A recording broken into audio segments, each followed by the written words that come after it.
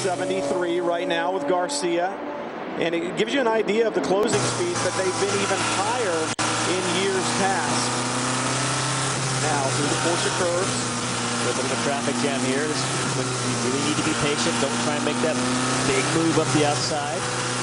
Kind of pick and choose. Driving by the Aston Martin.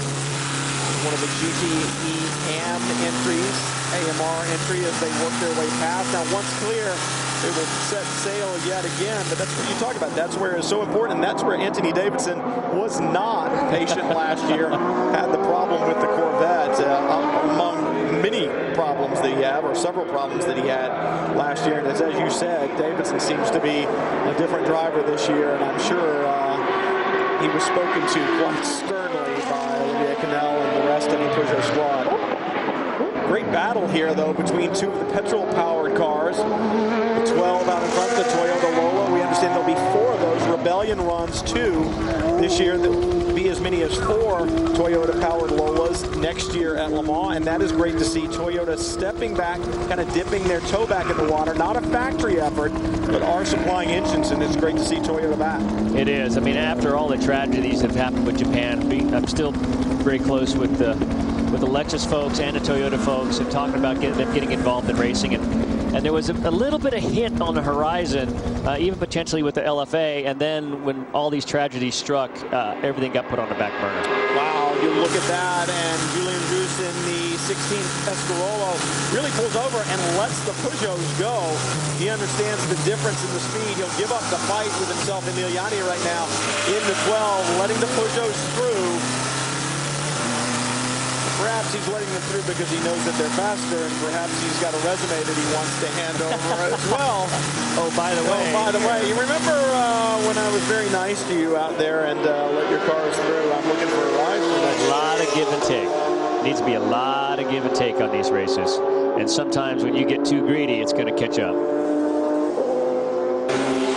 Number 10 Peugeot. This is the older version, the number 10 Oreca Matmut entry, the 908 HDI FAP. That is the car that won at Sebring, and Hugh de Schonack and his team won at Sebring because they did just as we talked about. They put the laps in, they raced the racetrack. They knew that they did not have the pace of the R15, plus that Audi was running there at Sebring, or of the new Peugeot. They did what they could do. They put the laps in, they kept the errors to a minimum, and they walked away with a very emotional victory at the end.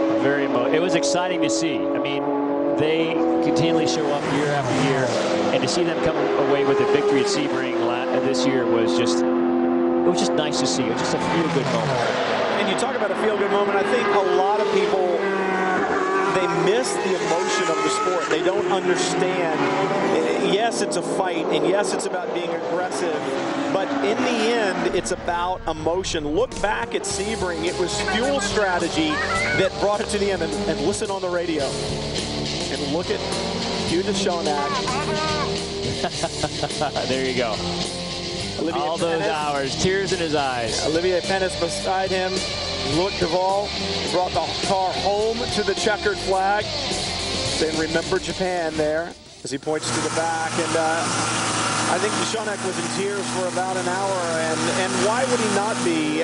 He came in as David, and he slayed Goliath. And it was impressive victory, certainly an emotional one. And now we've got Peugeot's working through. That is past the Hankook Ferrari. That is the GTE Pro entry, and the 458 of so again, instead of forcing the situation, right there, you saw Pagano just, you know what?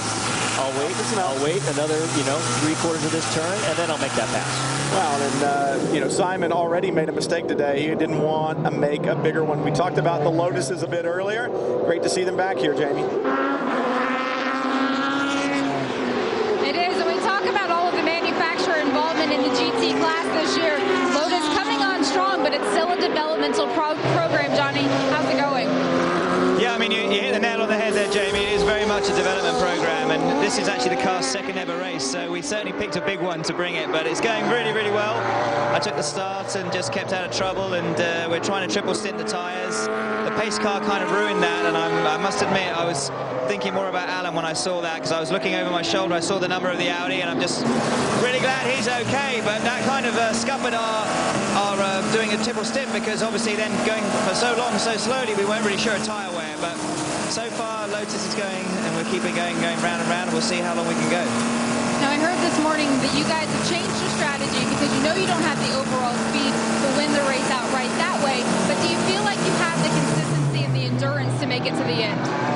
Well, I mean, I actually, I did 7s in practice, and that was like race pace, but we decided to try and run a bit slower than that, so we've knocked 4 or 5 seconds off of that. And I'm actually finding it, if I'm honest, quite hard to maintain concentration. I mean, I missed my turning point for the Porsche curves 1 lap just because I'm not in a rhythm. I'm not pressing on, so it's kind of hard. It's a whole different mind game, really. But yeah, I mean, we know we can't beat the Ferraris and BMWs and Corvettes and Porsches and all the rest on speed, so we're just going to keep going and hope our car keeps going, and this is all really valuable information for Lotus for moving through for the rest of this season.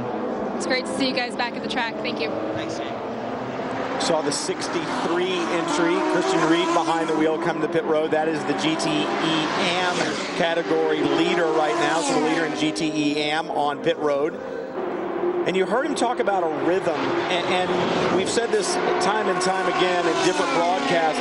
There is a certain rhythm, there's a certain mindset that you get into, and when you relax a little bit or you're told to let off and you get out of that rhythm, it can have disastrous consequences. It's true, without a doubt. There's a perfect rhythm that you can run, and sometimes when you have to push harder, you can, but when you have to pull back, it's almost, you can't slow down your shift because you don't want to miss a shift. You can't change the way you downshift because you don't want to make a mistake. I mean, there's so many things come into it that you need to keep a certain rhythm, and if you try and pull back from that, it just doesn't work. Romain Dumas in the number 1 Audi R18. You see him there on the back. That was indeed the 12 Emiliani that he was working past, and this is that battle that continues.